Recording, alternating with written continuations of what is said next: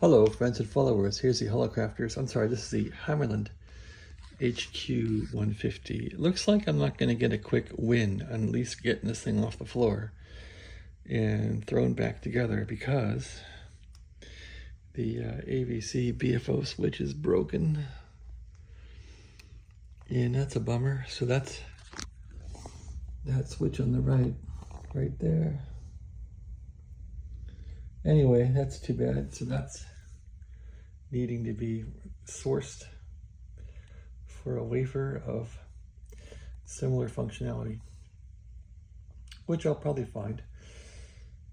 Any rate, whatever switch this was is gone too.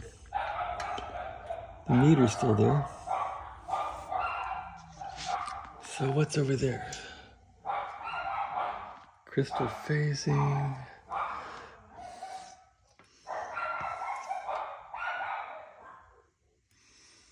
Yeah, that stuff is all wiped out too. So crystal phasing is there. Sensitivity pot is, okay, I have the pot. The guy included the pot, so we have that. So that's not so bad. This side's fine. Yeah, I guess all the parts are here. I could get it back together, I suppose. The underside of this is one of the best I've ever seen as far as being built well. This is all ceramic, which is fantastic. It's not phenolic. Is there a phenolic in here somewhere? Let's see. There looks like that could be a phenolic down there. But it's pretty good. It's built nice. Clean. It's clean. I don't see many capacitors down here to mess with, so that's good. Yeah, I'd read there weren't many capacitors in here, so. Anyway, yeah, this thing ought to come together. One thing I did find is I can't get the front panel on because this seems to be skewed to one side and this is too, so these got to be moved around a bit, back and forth. Front panel just won't drop back on this thing. I'm just trying to figure out what else I need to screw on here. If I have all the bolts and screws and stuff for all this stuff here. That's next. All right. I sure don't like this damn box here, how they have this thing bolts at the front panel. It's so hack. So they have two studs there and a stud there, and sure enough on the front panel, let's see how it looks. They have, yeah. Two studs on top. Stud. Yeah, so everything's like using the front panel as a mounting board, which I hate.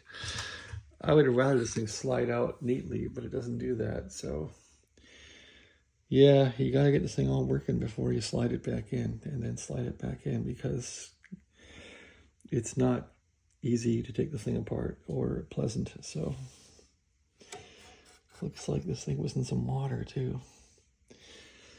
Yeah, that needs all cleaned up, probably repainted, but power cord, it needs a power cord too. This thing would probably work if I powered it up.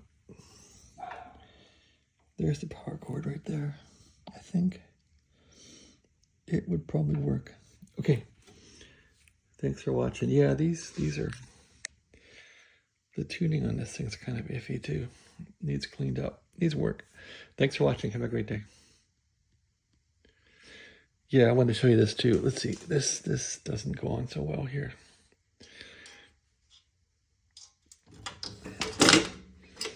The left side lines up pretty well, but man, it's tight. Left side lines up. These start to poke through. That pokes through. These don't. But the spacing here is so tight. It's just a nightmare. And then so you're sliding the radio in from the back. How does this work? No, I guess not. You would bolt this on the radio entirely. So you bolt it on like this, and then you slide it back into the case, and you bolt these on, and you're done. That's how this thing goes. So, well, that's kind of nice. Okay, so you build it up on the bench, and then when you're ready, you slide it back into the case. Well, not so bad. Pretty cool, Hammarlund. You did a good job. Thanks for watching. Have a great day.